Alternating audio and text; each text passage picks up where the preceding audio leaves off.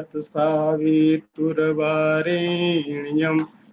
भर्गो देवस्य धीमहि धियो यो नः प्रचोदयात्। चैतन्यं शाश्वतं शान्तं व्योमातीतनिरञ्जनं नादबिन्दुकलातीतं तस्मै श्रीगुरवे नमः। तस्मै श्रीगुरवे नमः। सभी को प्रणाम। आज कक्षा का विषय अभी हमारे अरविंद शर्मा साहब ने बताया।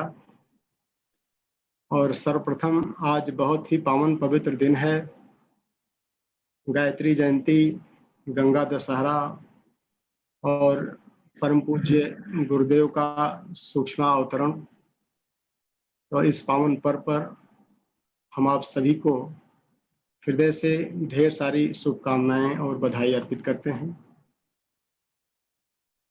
और हम सब मिलजुल करके अगले 1 घंटे तक इस पर स्वाध्याय चिंतन मनन करें। विषय है ईशावास्योपनिषद और ये कक्षा संभवतः चौथी कक्षा होगी। एक दिन तो सिर्फ उपनिषदों पर परिचय पर कक्षा हुई थी और एक कक्षा हुई थी उपनिषदों का जो विषय है परम चेतना, उसके पूर्णत्व के ऊपर कि पूर्णत्व स्वरूप क्या है। उस पूर्णत्व स्वरूप को प्रार्थना के रूप में हम लोगों ने स्वाध्याय किया। अब उस पूर्णत्व स्वरूप से ईशावास्योपनिषद में टोटल 18 सूत्रों को 7 तरंगों के रूप में तरंगित किया गया है। तो पहली तरंग पर चर्चा हो चुकी है कि जो उस पूर्णत्व को प्राप्ति के लिए सिर्फ और सिर्फ ज्ञान का ही रास्ता है, दूसरा कोई रास्ता नहीं है। ज्ञानात मुक्ति है।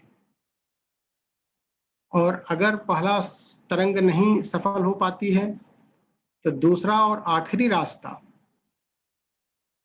कर्म का, आध्यात्मिक कर्म का मतलब निष्काम कर्म, अनासक्त कर्म, जो गीता का प्रतिपाद्य है, उस पर भी विस्तृत चर्चा हो चुकी है।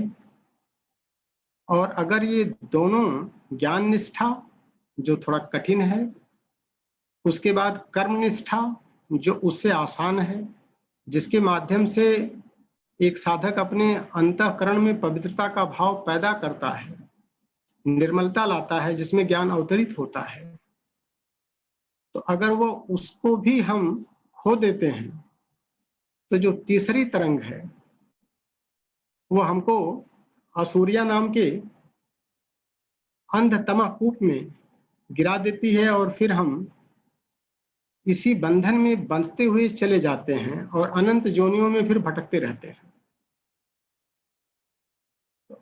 ये 3 तरंगों की चर्चा हो चुकी है। आज हम चर्चा करेंगे मिलकर के चौथी तरंग की। चौथी तरंग जो है वो बहुत महत्वपूर्ण है, क्योंकि इसको पढ़ने का तरीका हर साधक का अपना अलग अलग होता है। इसको हमने किस एंगल से पढ़ा है, हम उसी पर चर्चा यहाँ पर कर रहे हैं। तो जब 3 तरंगे हमारी निकल चुकी रहती हैं तो चौथा जो होता है वो आता है सब्जेक्ट हमारा। अब हमारी यात्रा जो है सकारात्मकता की होनी चाहिए। तो सब्जेक्ट क्या है, क्यों उपनिषद पढ़ रहे हैं? उपनिषद का सब्जेक्ट है आत्मज्ञान, ब्रह्म ज्ञान। यह आत्मा, परमात्मा, ब्रह्म, परमेश्वर, परम चेतना क्या है, इसके बारे में कम से कम जिज्ञासु को जानना तो चाहिए ही, तभी तो हम उसकी प्राप्ति करेंगे। तो जो चौथी तरंग है वो आत्मा के स्वरूप की चर्चा करती है। आत्मा क्या है, और इस पर 5 सूत्र दिए गए हैं। चौथे से लेकर के 8वें श्लोक तक आत्मा के स्वरूप पर चर्चा है। तो उसको एक बार हम पढ़ लेते हैं। उसका शब्दार्थ क्या है उसको देख लेते हैं, और शब्दार्थ को फिर कैसे मनन चिंतन किया जाए उस पर कुछ चर्चा कर लेते हैं, क्योंकि पुस्तकों की बस का नहीं है कि ज्ञान को देना, लेकिन कुछ रास्ता बता सकती हैं, कुछ इस तरह, कुछ उस तरह, कुछ इधर, कुछ उधर, ताकि हम उन दिशाओं में अपने मस्तिष्क को एक आयाम दे सकें और उसके ऊपर चिंतन मनन करके हम उसको आत्मसात कर सकें। ज्ञान चर्चा का विषय नहीं हो सकता, और आत्मा की प्राप्ति जो है अध्ययन से या बुद्धि से नहीं हो सकती, संभव ही नहीं है। तो उसका क्या रास्ता है? रास्ता आगे आएगा, उसके स्वरूप को पहले जाना है। तो आत्मा के स्वरूप की चर्चा यहाँ पर इन 5 श्लोकों में की जा रही है। तो एक बार श्लोक पढ़ते हैं, उसके अर्थ को भी पढ़ने का प्रयास करते हैं कि जो गुरुदेव के हिसाब से क्या अर्थ है। परम पूज्य गुरुदेव चेतना के उस धरातल पर जा करके पहुंच करके उन्होंने अपने अनुभव को उसमें आत्मसात करके कलमबद्ध किया है। तो क्या कहना चाहते हैं गुरुदेव, उसको हम देखें, फिर उस पर मनन चिंतन किया जाए। तो जो चौथा सूत्र है, अनेज देकम मनसो जवियो न एतद देवा आपनुवन पूर्वमर्षत अतद धावतो अन्यान अत्येति तिष्ठत तस्मिन् नपो मातरिस्वा दधाति। इसको हम तोड़ करके पढ़ रहे हैं ताकि साधक को समझने में भी आसानी हो। श्लोक को हमेशा तोड़ करके पढ़ना समझना आसान होता है। इसका अर्थ गुरुदेव ने क्या निकाला, क्योंकि तमाम लोगों ने जो इसके ऊपर भाष्य लिखा है सबके अपने अपने अलग अर्थ हैं। गुरुदेव ने क्या अर्थ निकाला है कि जो सरलता से समझ में आ सकता है कि वह अविचल एक ही है, जो मन से भी अधिक वेगवान है, वो सबसे पुरातन है। पुरातन है तो इसका मतलब ढीला होगा नहीं, सबसे पुरातन है एवं स्फूर्तिवान भी है। उसे देवगण प्राप्त नहीं कर पाते, वह स्थिर रहते हुए भी दौड़कर अन्य गतिशीलों से आगे निकल जाता है। उसके अनुशासन में रहकर गतिशील वायु सृष्टि के मूल तक आपको करती।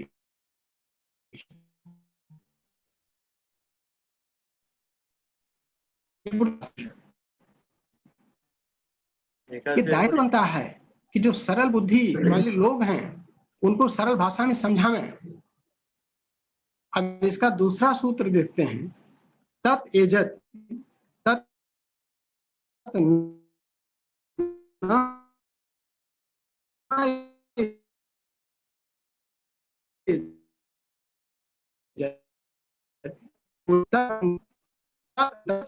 गतिशील भी है और स्थिर भी है, दूर से दूर और निकट से निकट भी है।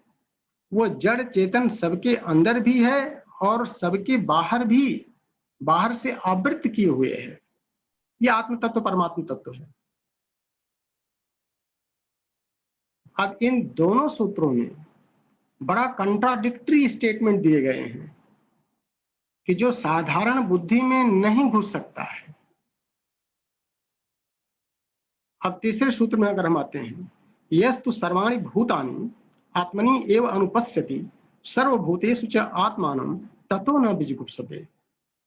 अर्थात जब साधक सभी भूतों को, जड़ चेतन सृष्टि को इस आत्म तत्व में स्थित अनुभव करता है और सभी भूतों को इस आत्म तत्व में समाहित अनुभव करता है, तब वो भ्रमित नहीं होता है और किसी से घृणा नहीं करता है। और अब इसके 7वें सूत्र को अगर हम देखें तो यस्मिन् सर्वाणि भूतानि आत्मा एव अभूत विजानतः तत्र को मोह कह शोक एकत्वम अनुपश्यत। अर्थात जब साधक इस मर्म को जान लेता है कि वह एक ही आत्म तत्व सभी भूतों में स्वतः प्रकट हुआ है, तो उस एकत्व की अनुभूति की स्थिति में साधक को मोह और शोक नहीं होता है। साधक में मोह और शोक बिल्कुल टिकते ही नहीं है। अर्थात आत्मज्ञान व ब्रह्म ज्ञान की स्थिति में साधक को मोह व शोक होता ही नहीं है। और 5वां सूत्र, और इस चौथी तरंग का आखिरी सूत्र, पांचवा का मतलब आठवां सूत्र ईशावास्योपनिषद का, सपर्यगात शुक्रम अकायम अव्रणम अस्मिन अस्नाविरम शुद्धम अपापविद्धम कवि मनीषी परिभु स्वयंभु यथा तथ्यतः अर्थात देवदधातः शाश्वतीभ्य समाभ्य, अर्थात वो परमात्मा सर्वव्यापी है, तेजस्वी है, वह देह रहित, स्नायु रहित, वह छिद्र रहित है, वह शुद्ध और निष्पाप है, वह कवि है। कवि का मतलब कविता करने वाला नहीं, क्रांतिदर्शी है। मनीषी है, मनीषी का मतलब विद्वान ही नहीं होता है, कि जो मन का समन कर चुका है उसको मनीषी बोलते हैं। सर्वजयी है और स्वयं ही उत्पन्न होने वाला है। उसने अनादिकाल से ही सबके लिए यथा योग्य साधनों, संसाधनों की, अर्थों की व्यवस्था बना रखी है।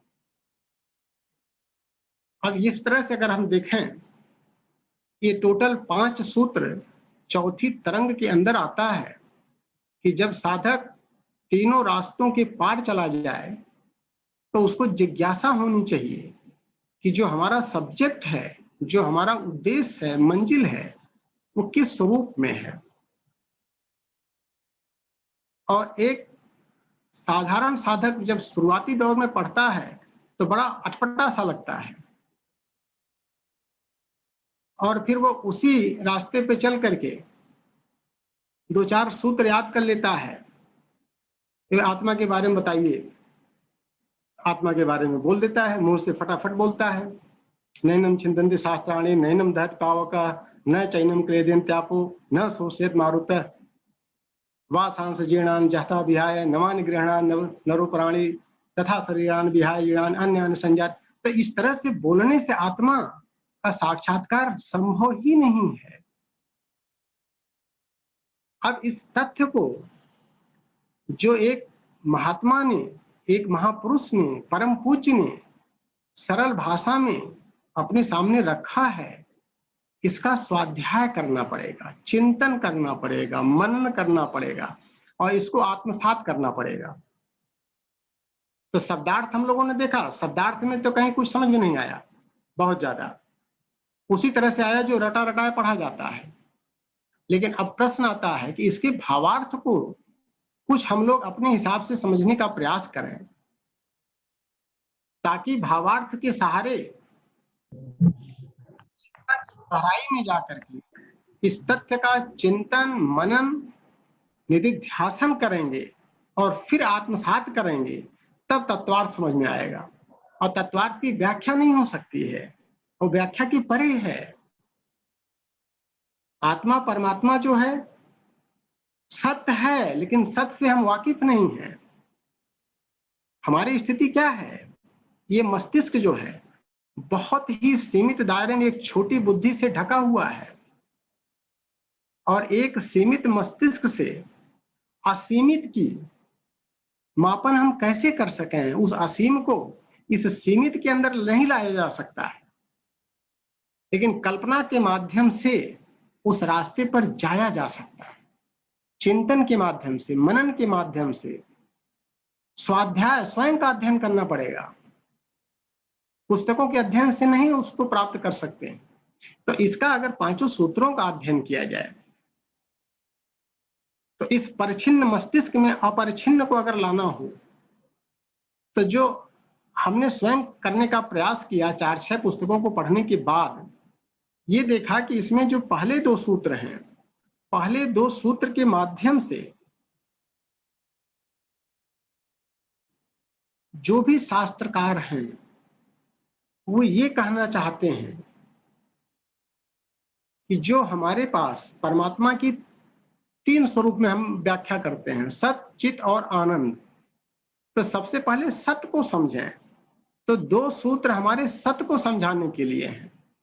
क्योंकि हम असत में जी रहे हैं, इसीलिए अपनी तर्क बुद्धि से, सीमित बुद्धि से हर चीज को समझने का प्रयास करते हैं। तो उसका समन कैसे किया जाए, इस मेधा का समन कैसे करें, इस बुद्धि का समन करना पड़ेगा, तब जाकर के सत्य घुसेगा। और जहां कंट्राडिक्शन आता है वहां साधारण बुद्धि हट जाती है या भटक जाती है। तो अपने को न हटना है न भटकना है। तो साधारण बुद्धि का समन जब करेंगे तो सत्य का साक्षात्कार की तरफ हम बढ़ेंगे।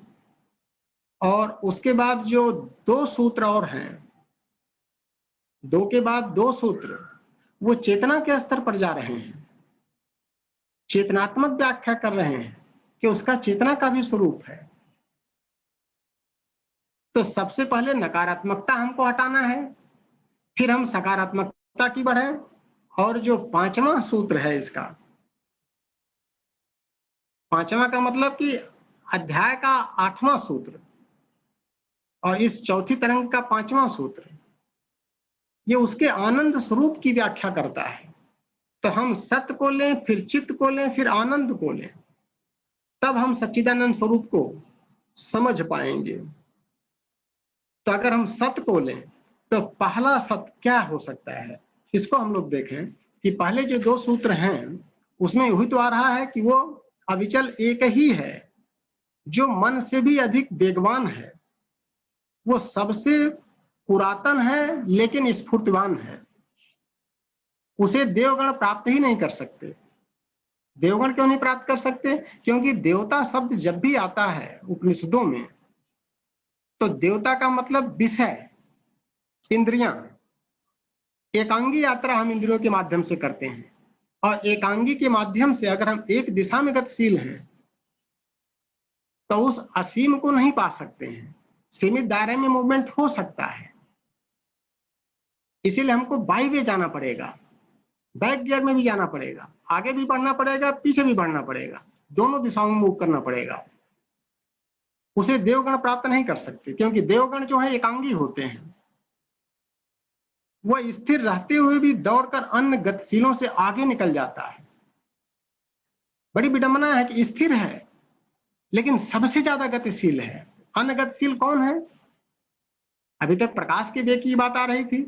प्रकाश का वेग देखें तो 3 लाख किलोमीटर पर सेकंड, और उससे तेज मन का वेग है। मन का वेग जो है 22,65,000 माइल पर सेकंड की चर्चा शास्त्रों में आई है। मापन कैसे किया है शास्त्रकारों ने, ये नहीं पता, लेकिन वो क्रांतिदर्शी थे, इसलिए उन्होंने एग्जैक्ट नापा है 22,65,000। और ये उससे भी ज्यादा गतिशील है, स्थिर भी है और सबसे ज्यादा दौड़ने वाला भी है। उसके अनुशासन में रह करके गतिशील वायु सृष्टि के मूल तत्व अप को धारण करती है, इसीलिए प्राणी जीवित है। तस्मिन नपो मातरिस्वा दधाति। इसकी अगर एनालिसिस किया जाए, मातरी बोलते हैं आकाश को और मातरिस्वा बोलते हैं वायु को। वायु की गतिशीलता के कारण उसको वायु बोलते हैं। आकाश जो है वायु को धारण किया है, और आकाश को कौन धारण किया है? आत्मनो आकाशो भवति। आत्मा से ही आकाश उत्पन्न हो रहा है।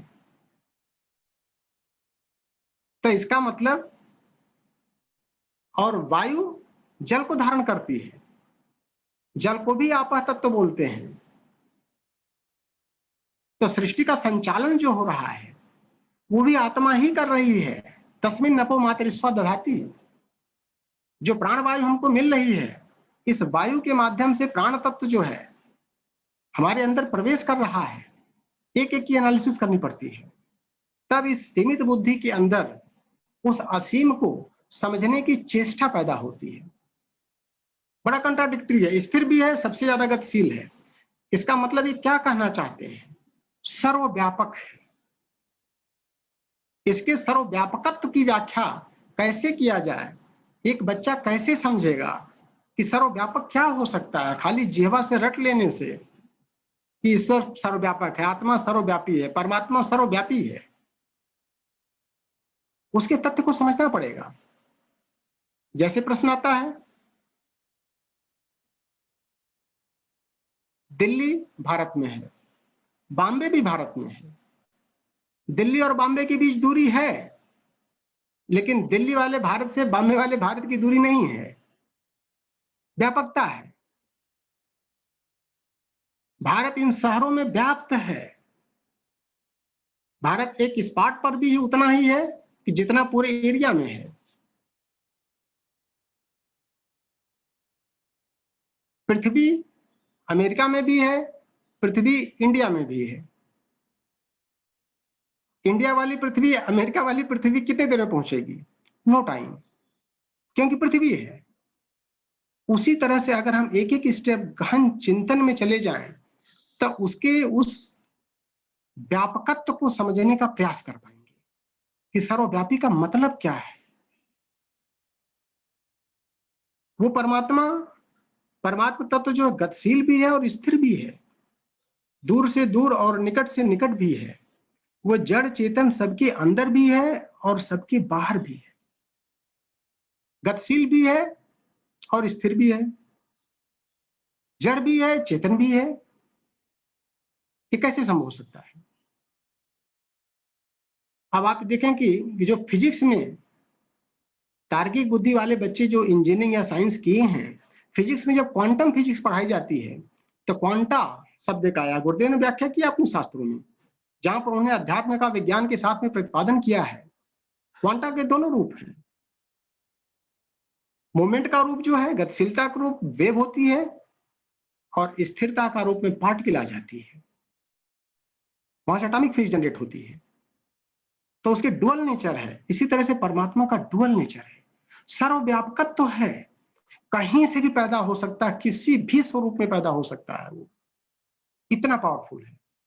इस सर्वव्यापकत्व का जब हम चिंतन करने लगते हैं, इसीलिए उपनिषदों के एक सूत्र को लेकर के हर कक्षा में चर्चा हुई है, उसका च्युंगम करना पड़ेगा, एक एक की एनालिसिस, एक एक अक्षरों की एनालिसिस करनी पड़ेगी,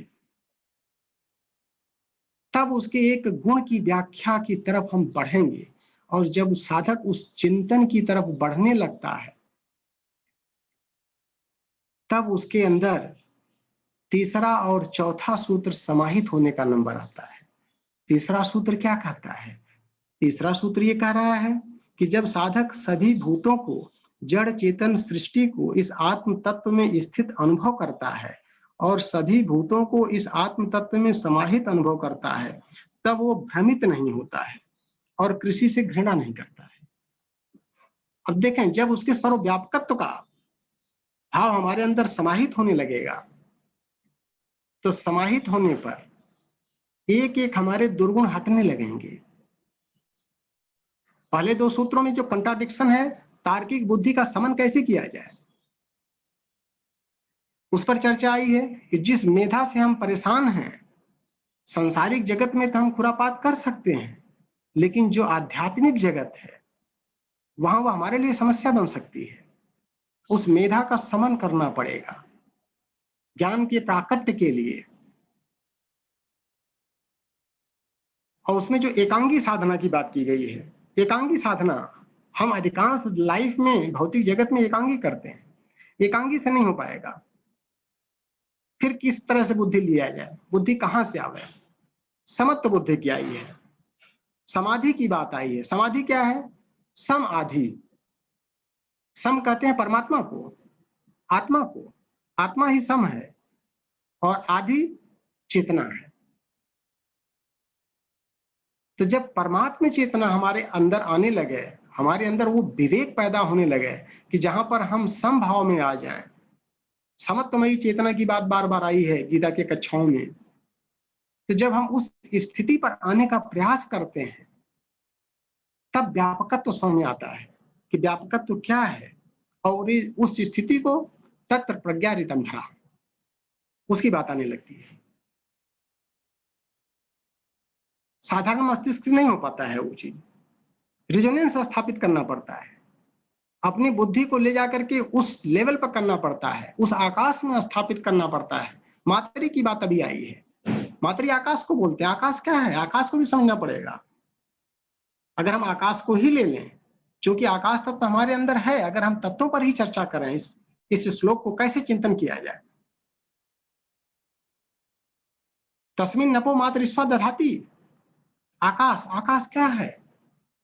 आकाश एक तो जिसके अंदर तरंगें दौड़ रही हैं, वो स्पेस हो रहा है, वो एक तत्व है। आत्मा से आकाश ही पैदा हो रहा है। अब हम किस आकाश में हैं? इस घट के अंदर जो भी हमारा तरंग दौड़ रही है वो घटाकाश बहुत सीमित है, बहुत सीमित है। इस घटाकाश को थोड़ा सा और बढ़ा देते हैं,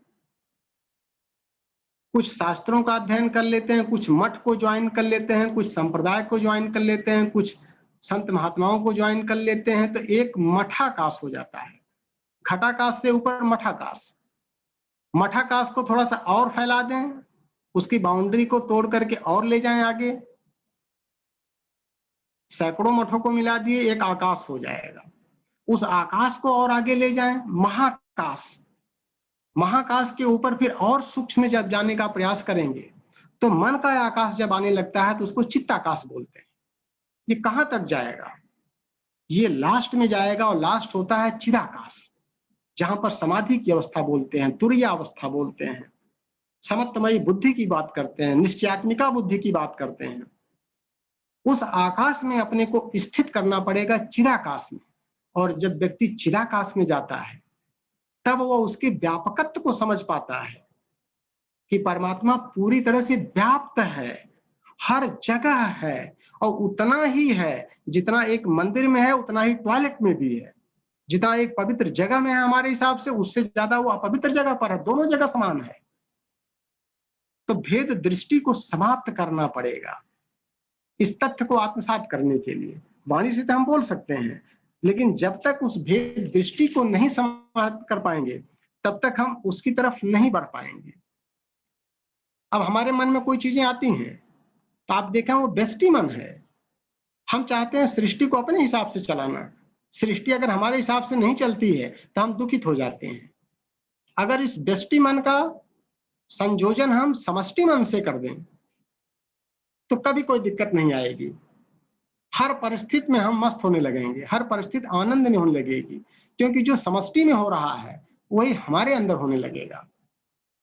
तो हमको जो करना है व्यष्टि से समष्टि में, और हर चीज समष्टि का होगा।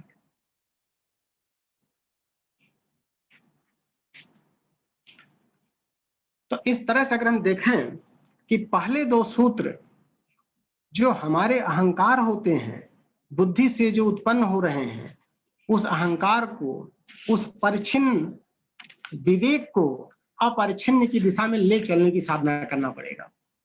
और जो दूसरे दो सूत्र पर चर्चा हुई है कि भेद दृष्टि को समाप्त करना पड़ेगा, बिना भेद दृष्टि को समाप्त किए हम उसको समत्त बुद्धि में नहीं ले जा पाएंगे। और समत्त बुद्धि जब आएगी तो भेद दृष्टि समाप्त होगी। जड़ चेतन जगत जो है वो उपादान कारण ही है आत्मा। ये आत्मा तत्व से ही पैदा हुआ है, इसीलिए परमात्मा को निमित्त कारण और उपादान कारण बोलते हैं। और अगर ये उपादान कारण है, जड़ चेतन का उपादान कारण अगर आत्म तत्व है, परमात्म तत्व है, तो सब में वो व्याप्त है। तो जब सब में व्याप्त है तो ऐसी स्थिति में भेद कहाँ आएगा? किस स्थिति में? भेद तो हम आवरण में करने लगते हैं, जब सतही स्तर पर जीने लगते हैं। अब आप ये देखेंगे समुद्र में तरंग निकलती है। अब एक तरंग दूसरे तरंग से अगर धींगा मुस्ती करने लगे भेद के आधार पर, तो उसमें भेद नहीं है, दोनों समुद्र के जल से ही निर्मित हुआ है। इसी तरह से दो व्यक्ति, दो जीव, कोई भी दो जीव एक ही परमात्मा तत्व से बने हैं। तो जब तत्व वही है तो भेद दृष्टि कहाँ आ रही है? और जब तक भेद दृष्टि का समाप्त नहीं होगा तो स्कंदोपनिषद कहता है कि अभेद दर्शनम ज्ञानम। अभेदत्व जब आ जाएगा, जब हमारे दृष्टिकोण में, हमारे विचारों में, हमारे भावनाओं में अभेदत्व आ जाए तो ज्ञान अवतरित होने लगेगा। और ये तभी आएगा जब हम पूरी तरह से निर्विकार होने लगेंगे।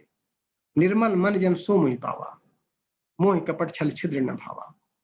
कबीरा मन निर्मल भयो जैसे गंगा नीर, पाछे पाछे हर फिलक, कहत कबीर कबीर। ये भेद दृष्टि का समापन है और कुछ नहीं है। तो व्यक्ति को उस स्तर तक चिंतन करने की आवश्यकता पड़ेगी। गायत्री का अगर हम देखें कि जो भू अक्षर आता है वो इसी की व्याख्या कर रहा है कि जो हमारे ये 2 सूत्र हैं, तीसरे और चौथे पर जो चर्चा की गई है, भेद दृष्टि कहां से मिटेगी? पूर्वै प्राण इत ब्रूयन्त मुनयो वेदा पारम गता प्राण सर्व विचेतनेषु प्रसितः सामान्य रूपेण ही। ये प्राण जो है सभी चेतनाओं में, सभी प्राणियों में समान रूप से व्याप्त है और द्रष्टव्य सकलेश जंतु जने नित्यम हिस्सा। तो जब ये भेद दृष्टि आपकी समाप्त होने लगेगी, जब आपको लगेगा वही परमात्मा जिसकी हम उपासना कर रहे हैं वही इस पापी के अंदर भी है, तो हमारे अंदर परिवर्तन आने लगेगा, अभेदत्व आने लगेगा, ऊंच नीच का भाव समाप्त होने लगेगा, गंवार और बुद्धिमान दोनों एक प्लेटफॉर्म पर आने लगेंगे। तो परिमार्जन हमको अपने दृष्टिकोण का करना है, अपना सुधार संसार की सबसे बड़ी सेवा करना है, इसी की साधना हमको करनी होती है। और ये बिना चिंतन मनन और निधिध्यासन के ये संभव नहीं हो पाता है, इसी की साधना अपने को करना होता है। थोड़ा सा और गहराई में अगर जाते हैं तो स्कंदोपनिषद से ही एक सूत्र और अच्छा सा मिलता है कि जीव शिव शिवो जीव स जीव केवल शिव और तुषेण बद्धो ब्रीहि और स्यात् तुषा भावेन तंडुलः। चावल में और धान में क्या अंतर है? छिलका अगर हट गया तो चावल है, छिलका अगर चढ़ा रह गया वही धान है, और युद्ध इसी का है। हम श्रेष्ठ हैं, दूसरा निकृष्ट है, दोनों एक है, सिर्फ छिलके की मोटाई की बात है। तो उस आवरण पर अगर हम न जा करके उसके अंदर जाएंगे तो इनका आत्मा जो चावल ही तो है, धान की आत्मा क्या है? चावल है। आत्मिक स्तर पर हम देखें कि जो हमारा बेसिक कॉन्स्टिट्यूएंट्स है, जिससे हमारी बॉडी माइंड बुद्धि सब कुछ बना हुआ है, वो सेम है, उसमें कोई डिफरेंस नहीं है। तो उसको इस स्थिति के अनुसार अगर हम लेके चलेंगे तो फिर अभेदत्व आने लगेगा। और ब्रह्म बिंदु उपनिषद में देखें, 1-2 सूत्र और अच्छे अच्छे मिलते हैं। एको देव सर्वभूतेषु गूढ़ सर्वव्यापी सर्वभूतांतरात्मा कर्माध्यक्ष सर्वभूताधिवास साक्षी चेता केवलो निर्गुणश्च केवलो निर्गुणश्च। वो परमात्मा एक ही है, सभी भूतों में चेतनात्मक स्तर पर व्याप्त है, समान भाव से व्याप्त है।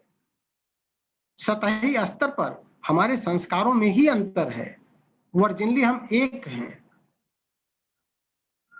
कोई डिफरेंस नहीं है, भेदत्व तो नहीं है वहां पर। इसको ज्ञान के माध्यम से देखने का प्रयास करें। एक एव ही भूत आत्मा भूते भूते व्यवस्थित, एकदा बहुधा चैव दृश्यते जल चंद्रवत। चंद्रमा एक ही है, वो चाहे गंदे कीचड़ में रिफ्लेक्ट हो रहा है वहां भी चंद्रमा दिखाई पड़ता है, थोड़ा सा साफ अगर पानी है तो वहां थोड़ा सा स्वच्छ दिखाई पड़ रहा है, रिफ्लेक्शन उसी चंद्रमा का हर जगह आ रहा है।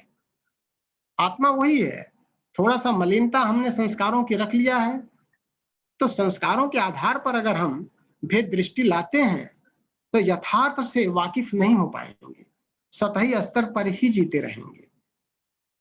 परिष्कार के माध्यम से अपने को उस स्तर तक जाने की आवश्यकता है। तो अगर इन दोनों को देखें कि पहले पर हमारा जो अज्ञानता है, जो तर्क बुद्धि है, उसको समाप्त करने के लिए शास्त्रकार ने क्या किया है? 2 सूत्रों को कंट्राडिक्टरी रखा है ताकि तर्क का समन करें हम। उसके बाद चेतना के स्तर पर जब हम आने लगते हैं तो चेतना के स्तर पर आते हुए फिर हमारे अंदर ज्ञान पैदा होने लगता है, तब भेद दृष्टि समाप्त होने लगती है। और चूंकि चेतना का स्तर आत्मा से ही आ रही है, आत्मा ही चेतनोत है और आत्मा सब में बराबर है, तो ऐसी स्थिति में अभेदत्व आने लगेगा। और जब सत्य भी प्राप्त हो जाए, चित्त भी प्राप्त हो जाए, तो आनंद स्वरूप का साक्षात्कार, आनंद प्राप्त कैसे होगा? आनंद की प्राप्ति, ये यात्रा ऐसी नहीं कि कहीं जा करके हमको आनंद मिलेगा, नहीं। जा करके आनंद का कोई खजाना नहीं है।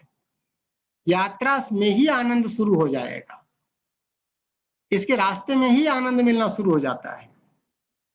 यात्रा ही आनंद की है। तो जो पांचवा सूत्र चर्चा की गई है, पांचवा सूत्र एक बार फिर पढ़ते हैं कि आनंद का स्वरूप कैसे लिया जाए। वो परमात्मा सर्वव्यापी है, तेजस्वी है, वो देह रहित है, स्नायु रहित है, छिद्र रहित है, वह शुद्ध और निष्पाप है, वह क्रांतिदर्शी है, मन पर शासन करने वाला मनीषी है, सर्वजयी है और स्वयं ही उत्पन्न होने वाला है। उसने अनादि काल से ही सबके लिए यथा योग्य साधनों संसाधनों की व्यवस्था बना रखी है। इसमें आनंद कहाँ आया? आनंद उसके स्वरूप की जब हम चर्चा करने लगते हैं और स्वरूप की गहराई में जाकर के चिंतन करने लगते हैं, तो उस चिंतन से आनंद तत्व की स्फुरना पैदा होती है अपने अंदर। अपने हर केंद्र बिंदु पर रोमा रोमा आनंद से भरने लगता है।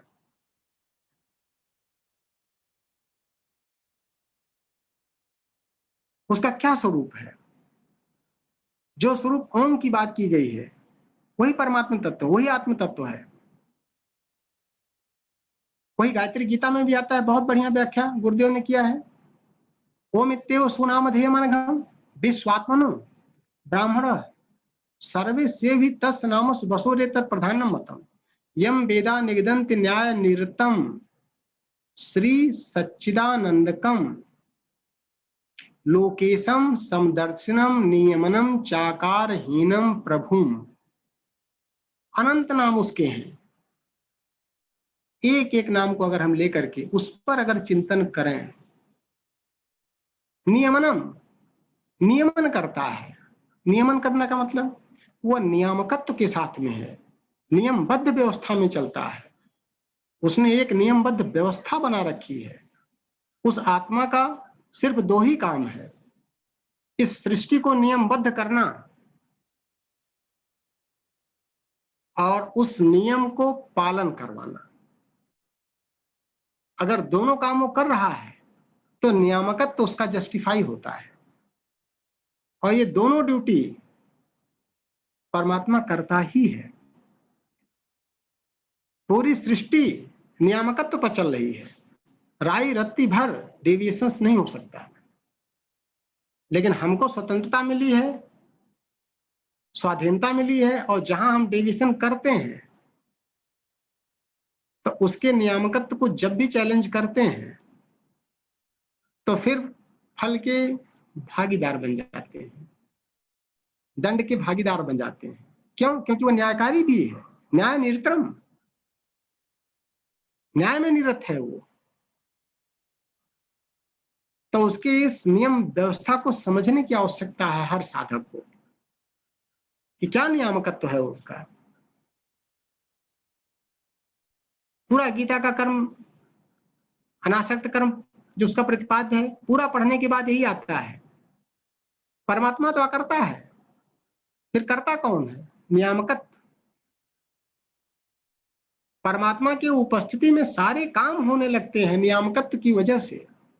उसकी उपस्थिति ही है, हमारी उपस्थिति नहीं है, लेकिन हम अपनी उपस्थिति बना लेते हैं अहंकार के स्वरूप में आकर के। अहंकार का जब विकृत रूप लेके आते हैं तो उसको गायब कर देते हैं, जो उपस्थित है उसको गायब कर देते हैं।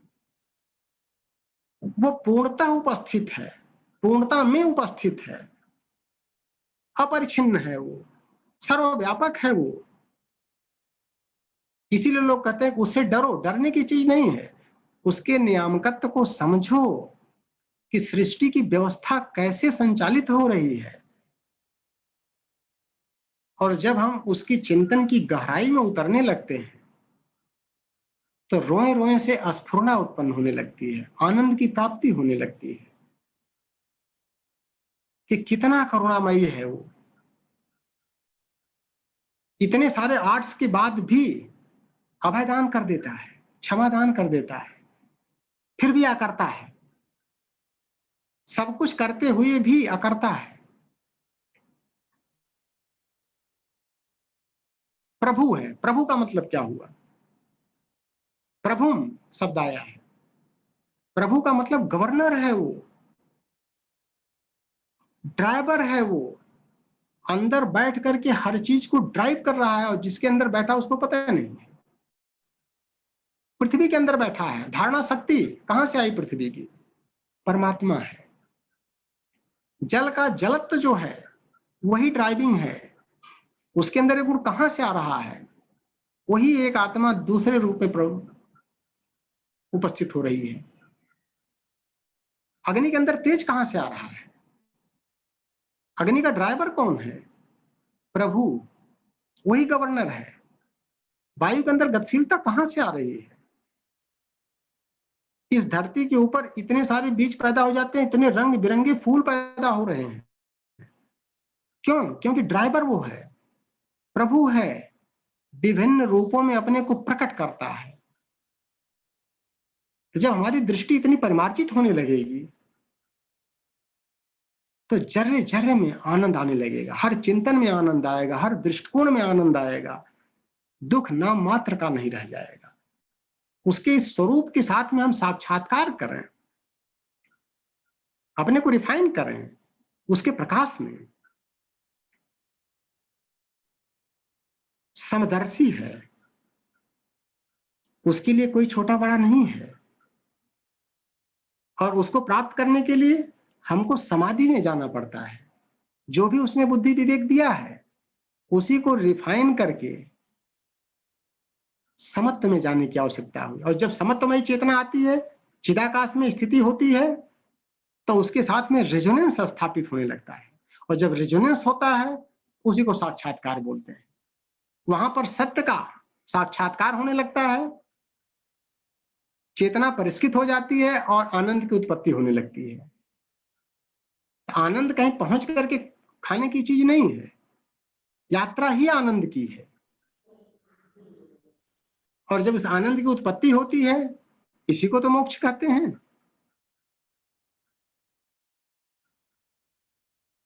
त्रिविध दुखों का आत्यंतिक निवृत्ति ही आत्यंतिक पुरुषार्थ है।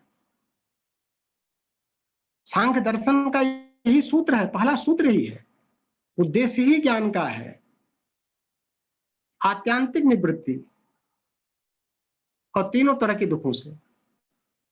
क्योंकि परमात्मा आनंद का स्वरूप है, और अगर हम कहीं दुखित हो रहे हैं तो दुखित हम इसलिए हो रहे हैं क्योंकि हम समत्वमयी चेतना के साथ में सायुज्यता स्थापित करने का प्रयास नहीं कर रहे हैं, वहां भटक जा रहे हैं, डेविएट हो जा रहे हैं, उसके नियामकत्व को समझ नहीं पा रहे हैं।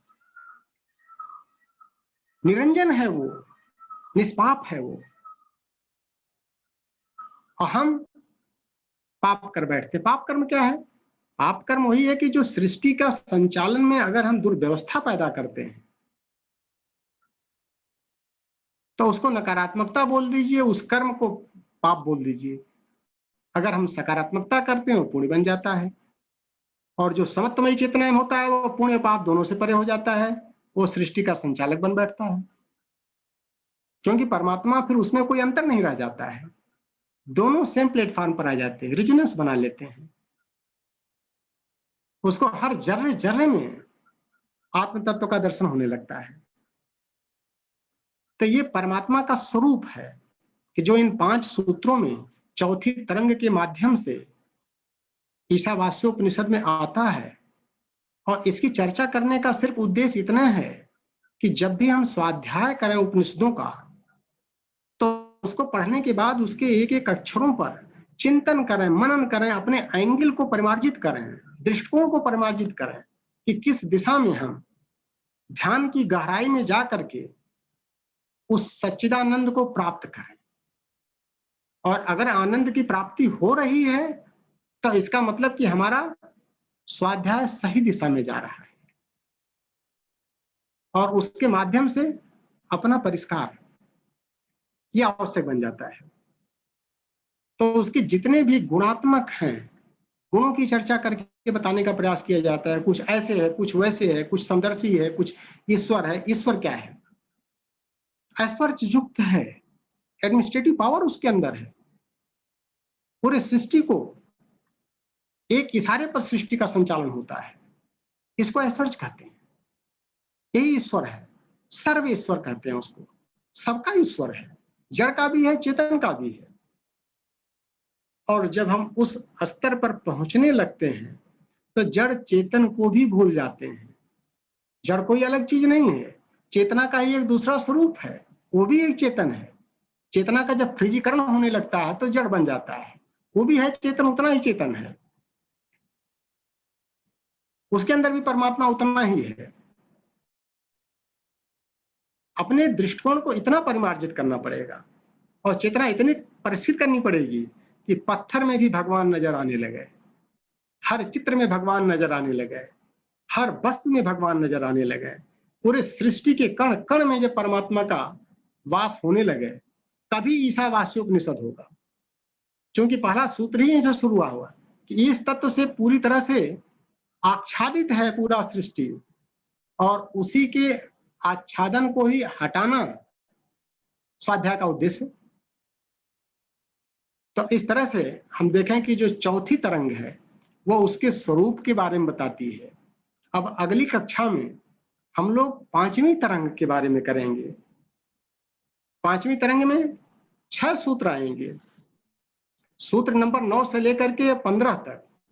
इन 6 सूत्रों में परमात्मा की प्राप्ति का उपाय बताया गया है कि हम जीवन साधना तो कर रहे हैं, लेकिन इस तरह के परमात्मा को जो इन 5 सूत्रों में अभी चर्चा में आया है कि सर्वव्यापकत्व है, इतने सारे गुणों के से युक्त है और गुणातीत भी है, तामसी भी है, राजसी भी है, सात्विक भी है, तीनों से परे है,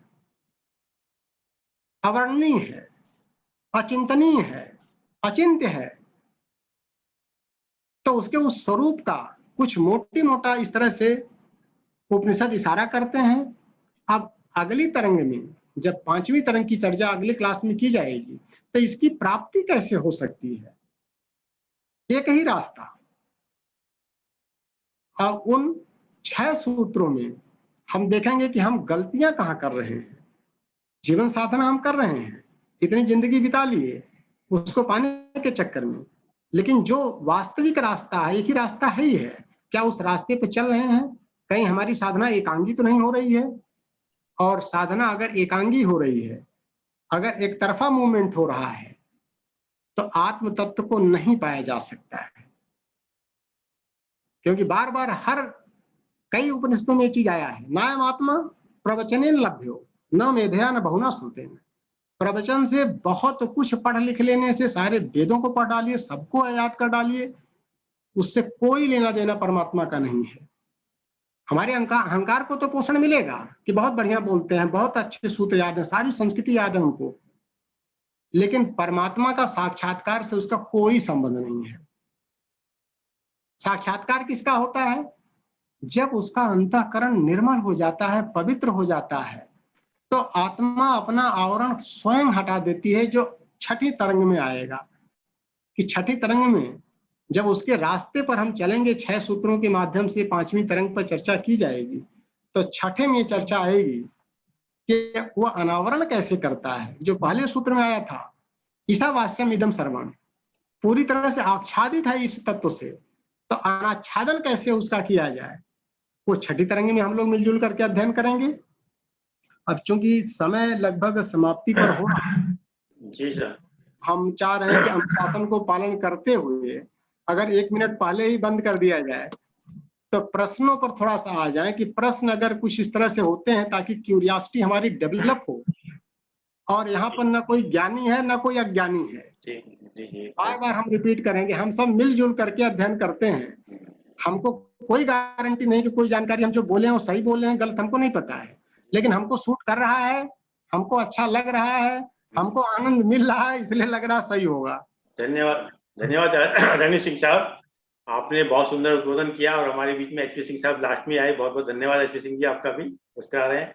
एनीवे सर, आपने जो कहा कि पत्थर में भगवान है, तो इसमें आपको ध्यान है जब शिवाजी को अहंकार हो गया कि साहब मैं ही पूरी सृष्टि चला रहा हूँ, मैं ही सबका सेवा कर रहा हूँ, सब कुछ कर रहा हूँ, तब उन्होंने रामदास जो उसके गुरु थे, तब उन्होंने एक पत्थर को तोड़ा था, तो पत्थर को तोड़ के उसमें मेंढकी निकली थी। तब शिवाजी का मोह भंग हुआ कि इसकी मेंढकी का पालन कौन कर रहा है, तो कहीं ना कहीं जो ईश्वर है वो सब जगह है।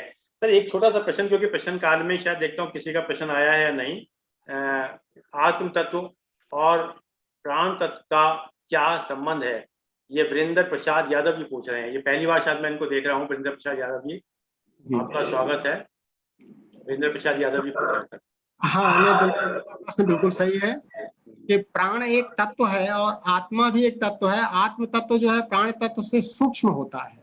जब हम तत्वों की बातें करते हैं तो आत्म तत्व जो है वो प्राण तत्व से ज्यादा प्रभावी होता है। जैसे आप देखें कि जैसे जैसे हमारी सूक्ष्मता बढ़ेगी, हम साधना के माध्यम से अपनी जड़ता को समाप्त करते हैं और सूक्ष्मता का विकास करते हैं। पृथ्वी जब सूक्ष्म होती है तो जल के लेवल पर जाती है, जल जब सूक्ष्म होता है तो अग्नि के लेवल पर जाता है, अग्नि सूक्ष्म होती है तो वायु के लेवल पर जाती है, और वायु और सूक्ष्म जब हो जाता है तो विस्तृत होता जाता है आकाश के रूप में, और आकाश तक जाकर के विज्ञान हमारा मोटी मोटा समाप्त हो रहा है। विज्ञान की पहुंच आकाश तक है। उसके बाद जहां विज्ञान खत्म होता है वहां से अध्यात्म शुरू हो जाता है। तो अध्यात्म की पहली चेतना आती है मन के लेवल पर। मन से ऊपर अगर हम जाते हैं तो मन से सूक्ष्म बुद्धि है, आकाश से सूक्ष्म मन, मन से सूक्ष्म बुद्धि, और बुद्धि से सूक्ष्म प्राण तत्व है। इसलिए प्राणायाम करने से मन कंट्रोल में आ जाता है, बुद्धि का विकास होता है। तो मन का नियंत्रण हम नीचे से नहीं कर सकते हैं। मन का नियंत्रण बुद्धि से, बुद्धि का नियंत्रण प्राण तत्व से, और प्राण के ऊपर आत्म तत्व है, उससे सूक्ष्म है, और वही आत्म तत्व जो और व्यापक हो जाता है तो परमात्म तत्व हो जाता है। ये सारे तत्व हैं सूक्ष्मता के आधार पर, और वही आत्म तत्व परमात्म तत्व को एक ही हम मान लेते हैं कि प्राण के ऊपर उसका पूरा नियंत्रण होता है। और जब हम आत्मा के स्तर पर कोई संकल्प लेते हैं तो प्राण आत्मा के नियंत्रण में होता है। इसीलिए प्राण जो है संकल्प के अनुसार अपना स्वभाव बदल देता है। इसीलिए व्यक्ति प्राणवान, बार बार गुरुदेव कहते हैं प्राणवान बनो, प्राणवान बनो। प्राणवान बनने का मतलब आत्मा की साधना करो, आत्मा से संकल्प लो, कुछ भी सोचो कर डालो। सोचो करने के लिए जो प्राण है वो हमारा साधन है, हमारा टूल्स बन जाता है। और गायत्री जो है क्योंकि ब्रह्म है, आत्म स्वरूप है, इसीलिए प्राण पर गायत्री का नियंत्रण है। कुछ क्लियर हो पा रहा है? हाँ हो गया सर, उनको क्लियर। कुछ कह नहीं रहा म्यूट करके, हो सकता है सेटिस्फाइड है आपकी बात से। सर एक ही बताइए, आपने कहा कि साधना एकांकी से क्या तात्पर्य? साधना एकांकी नहीं हो सकती, तो एकांकी से क्या तात्पर्य आपका सर? तो कोई प्रश्न नहीं है, मैं पूछ देता हूँ। हाँ, ये इसको अगले क्लास में लेंगे पूरा। ठीक है, कोई दिक्कत नहीं, कोई दिक्कत नहीं। तो विधिवत चर्चा इस पे की जाएगी सर। नहीं, बहुत सही है सर। सर एक चीज और पूछनी थी आपसे कि जितने भी हमारे उपनिषद हैं, तो जनरली जो उपनिषद कहते हैं वो 200 उपनिषद हैं, और मुख्य उपनिषद कोई कहते हैं 10 हैं, कोई 12 हैं, कोई 15 हैं। तो इसका क्या तात्पर्य है सर हमारा? सर जो चारों वेद हैं, चारों वेदों ने अपनी अपनी शैली में अपने अपने जो सब्जेक्ट हैं उनके हिसाब से जो निचोड़ निकाला है, तो चारों वेदों के उपनिषद हैं। और इस पर पहली कक्षा में बड़ी विधिवत चर्चा हुई थी कि टोटल 223 उपनिषदों की चर्चा आई है, और सबसे ज्यादा काम इस फील्ड में गुरुदेव ने किया है। तो परम पूज्य गुरुदेव ने 108 उपनिषदों को ला करके और उनको इकट्ठा करके, एकत्रित करके उसके ऊपर भाष्य लिखा है, और 3 पार्ट में डिवाइड कर दिया, साधना खंड, ब्रह्म विद्या खंड और ज्ञान खंड। तो ये सारे घूम फिर करके आत्म तत्व की प्राप्ति के लिए उपनिषदों का उद्देश्य ही है, उसका प्रतिपाद्य ही है आत्मा, कि उस आत्मा का साक्षात्कार करने का और दूसरा कोई रास्ता है ही नहीं, उपनिषद का ज्ञान। बहुत सुंदर। और किसी का उपनिषद का मतलब कि हाँ, किसी का प्रश्न हो तो प्रश्न लाते जाए तो पूछ सकते हैं सर। हमारे पास अभी 6 मिनट हैं, अनम्यूट आप अपना अपना कर सकते हैं। हाँ, तो नहीं तो मैं ही प्रश्न पूछ लूंगा फिर इनसे, आपसे ना। चलिए फिर मैं ही पूछ लेता हूँ सर आपसे ना। सर मैं कह रहा था भाई साहब, मैं कह रहा था गुरुदेव को 3 मांगने की चर्चा वो कर रहे थे उपनिषद की, साधना खंड, ज्ञान खंड, ब्रह्म खंड। तो उसमें गुरुदेव ने एक जी सर आवाज हमको आवाज आपकी आवाज चली गई लग रहा है। हाँ चलिए, वो सिग्नल वीक होगा, भोपाल में बारिश हो रही है। तो एनीवे सर एक और भी है दुर्लभ उपनिषद, गुरुदेव आ गए। हाँ, अशोक भाई साहब बताएं। नहीं, मैं कह रहा था गुरुदेव ने 3 जो आपने उपनिषद की बात की ना, ज्ञान खंड, साधना खंड, ब्रह्म खंड, उसके बाद गुरुदेव ने जो है दुर्लभ उपनिषद एक और पब्लिश हुआ है अपने यहाँ मिशन में जी। तो उसमें और भी उपनिषद जो बचे हैं 108 उपनिषद तो तीनों में है, इसके अलावा और वो उपनिषद दुर्लभ, उसका नाम हेडिंग दिया है दुर्लभ उपनिषद। अच्छा तो सर अभी हमने पढ़ा नहीं है और हम आपसे हम आपसे रिक्वेस्ट करेंगे कि हमको थोड़ा सा अगर कहीं उपलब्ध हो ऑनलाइन या ना, हमारे पास है, उपलब्ध है, हम आपको भिजवा देंगे बिल्कुल हम। तो ठीक है सर। आपका उपनिषद बहुत अच्छा अध्ययन है, इसलिए मैं चाहता हूँ उसको भी पढ़ेंगे ना तो आपको और आनंद आएगा। आजीवन आभारी रहेंगे सर आपके। अरे नहीं, भिजवा देंगे बिल्कुल। नहीं चलिए, मेरे पास है कहीं से मिल जाए। और गुरुदेव ने एक उपनिषद की रचना भी किया है जी। सबसे बड़ी चीज कि आज के परिप्रेक्ष्य में जो 108 उपनिषदों का अध्ययन किया गया उनका सारा निचोड़ निष्कर्ष निकाल करके आज के युग के लिए प्रज्ञा उपनिषद की रचना कर प्रज्ञा उपनिषद अगर पढ़ लेने के बाद तो हमको नहीं लगता है कि किसी भी स्तर पर एक गृहस्थ के लिए आत्म तत्व प्राप्त करना भी आसान है और गृहस्थी चलाना बहुत आसान है। ठीक है, बिल्कुल सही है। अच्छा है आपने गुरुदेव को साहित्य का स्वाध्याय किया ना, इसलिए मेरे मन में आया कि आपको अवगत करा, उससे भी आप अवगत होइए तो आपको और आनंद आएगा। सर अलग से बात करेंगे, हमारे पास है। जी बहुत धन्यवाद, क्योंकि आपकी कक्षा में 31 लोग आ चुके हैं। देखिए आपकी कक्षा में आप इतना बढ़िया ले रहे हैं उपनिषद के ऊपर, 31 व्यक्ति आ चुके हैं आपकी कक्षा में और सब लोग बड़े उससे सुन रहे हैं। सर एक अब हमारे पास 3 मिनट रह गए हैं तो 1 मिनट में तो घोषणा कर दूंगा 11वीं करके। तो ये जो हमारा अभी ज्ञानखंड कहा तो जनरली हम लोग कहते हैं 80% जो है वो कर्मकांड होता है हमारा और ज्ञानखंड का परसेंटेज कम होता है। तो कर्मकांड में जनरली व्यक्ति लगा रहता है तो कर्मकांड को कई बार आदमी मुख्य समझ लेता है। ठीक है, कर्मकांड भी जरूरी है कई जगह, क्योंकि कर्मकांड एक प्रकार से ABCD है, परंतु ज्ञानकांड इसका रेशियो इतना क्यों है, 80-20 का क्यों है सर? सर ये तो चूंकि जो सृष्टि का निर्माण ही चल रहा है कि पशुता हम लोगों के अंदर ज्यादा है तो इसलिए लोअर लेवल पर धीरे धीरे करके जो हमारा कोनिकल बनता है ना कि ऊपर फिल्ट्रेशन बहुत कम लोग जा पाते हैं। हर गांव में सारे लोग IAS नहीं बन सकते सर। बिल्कुल सही कहा आपने कि टॉप पे हमेशा जगह खाली रहती है सर, टॉप पे जगह हमेशा खाली होती है, पहुंचने वाले चाहिए। जी बहुत बड़ी पॉपुलेशन ऐसी है जो सिर्फ कर्मकांड तक ही सीमित रहती है, उससे ऊपर नहीं जा पाती। सर न्यूटन लॉ यही है ना, पहला लॉ है जड़ता का नियम से बाहर नहीं निकल पाते हैं हम। पर नेवा साहब इसमें आप एक ही बात और देखेंगे कि इसमें दोष कहीं हमारा भी है, क्योंकि जो इंग्लिश के अंदर वर्ड होता है फिलॉसफी और हमारे यहाँ वर्ड होता है सांख्य योग, सच दर्शन वर्ड आता है हमारे यहाँ। तो सच दर्शन में और फिलॉसफी में दोनों में बड़ा डिफरेंस आ जाता है कई बार, क्योंकि सच दर्शन हमारे यहाँ वास्तव में जो एक प्रकार से उपनिषद हैं, वेद हैं, पुराण हैं, इसको भी मतलब हम कहीं ना कहीं हम लोग भी कभी रहिए सर। हाँ रहिए सर। हाँ चलिए, एनीवे बहुत अच्छा कहा सर। मैं दो 3 लाइनें मैंने पढ़ी थी जिस पर अच्छा लगा। जगत में भोगी भी आप हैं, जगत में भोगी भी आप ही हैं, वन में योगी भी आप ही हैं, खूनी के कंजर भी आप हैं, प्रिय के चुम्बन में भी आप हैं, हर देश में तू, हर वेश में तू, मैं तेरे नाम अनेक है, तू एक ही है, सागर से उठा बादल बनकर, बादल से गिरा जल होकर के, फिर नहर बना नदियां गहरी। मतलब जो वास्तव में अगर देखा जाए तो हमारे पास अब 1 मिनट रह गया। अब 1 मिनट के अंदर मैं आपको घोषणा करता हूँ सर। हमारे आगे आने वाले वक्त में मैं सिंह साहब को बताऊंगा कि सिंह साहब एक अपने उसमें आ रहे हैं, सुंदरकांड को लेकर आ रहे हैं। सुंदरकांड सिंह साहब जो है 2 दिन लेंगे, 30 जून को और 1 जुलाई को। सुंदरकांड की बेहद अच्छी तरह से प्रस्तुति करेंगे सुंदरकांड पे। और कल का हमारा लेंगे GM अग्रवाल साहब, वो मंत्र के ऊपर आ रहे हैं। उसके बाद हमारे पास आ रहे हैं श्री PM सक्सेना साहब, वो उस पे आ रहे हैं भक्ति योग पे। फिर हमारे बीच में इंद्रदेव जी आएंगे दिल्ली से, उसके डॉक्टर अजय आ रहे हैं रेखी के ऊपर। इस प्रकार से हमारे पास टोटल 13 जुलाई तक के लोग आ चुके हैं। और हमारे पास एक विजय सिंह बघेल भी आ रहे हैं, जो उनको ग्रीन मैन कहते हैं हम लोग, वो भी एक दिन आ रहे हैं। इस प्रकार से हमारे पास टोटल हो चुके हैं 13 जुलाई तक हमारे पास हो चुके हैं। और अभी 2 कक्षाएं हमारी आदरणीय सिंह साहब ईशा विषय पे और लेंगे। मैं समझता हूँ 2 कक्षाओं तो सब हो जाएगा ना आपका? हो जाएगा सर। हाँ तो हो जाएगा, तो ये हो जाएगा। बहुत बहुत धन्यवाद। ओम शांति शांति शांति।